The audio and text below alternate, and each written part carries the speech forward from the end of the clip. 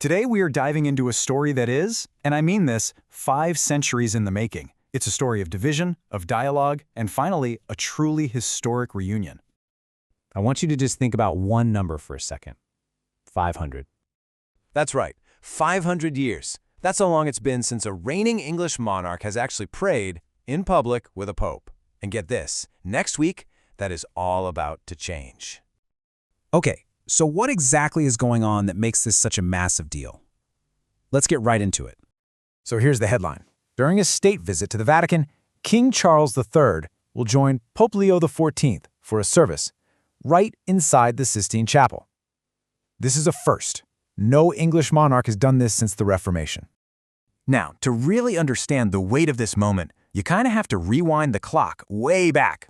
We need to talk about the original royal breakup that kicked off this whole 500-year divide.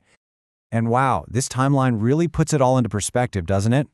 Back in 1534, you have King Henry VIII breaking with Rome, creating the Church of England.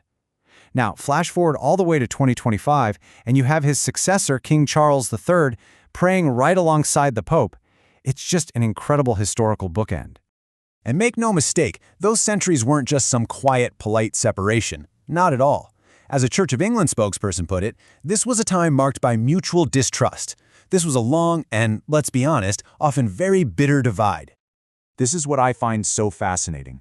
Just look at the contrast. You've got Henry VIII on one side, splitting from Rome, seizing church property. Then you've got Charles III, praying with the Pope, known for engaging in interfaith dialogue. It's this fundamental shift from being the supreme head to the supreme governor. And it just shows how much things have really changed.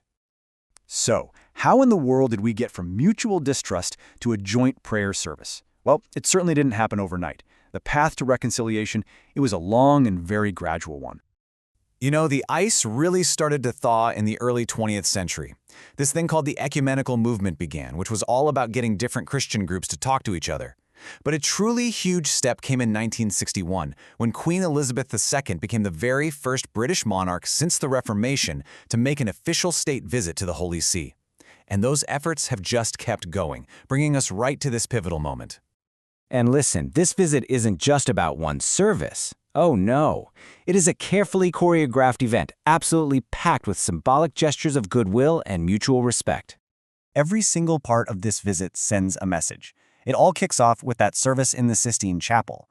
Then, the king is going to accept a special title called Royal Confrater. There's even a special chair being made with his coat of arms as a sign of respect. And to top it all off, they're visiting the Basilica of St. Paul's outside the walls, a place with ancient ties to England that go back even before the split happened. So you're probably asking, what on earth is a royal confrater? Well, think of it as a gift. A recognition of spiritual fellowship. It's completely symbolic. It doesn't give him any new duties or change his constitutional position at all. It's really a tribute to his decades of work trying to find common ground between different faiths. Okay, so we've got all this incredible history. But why is this happening right now? What's the significance of this 500-year reunion in today's world? Well, a big part of the answer is, you guessed it, diplomacy.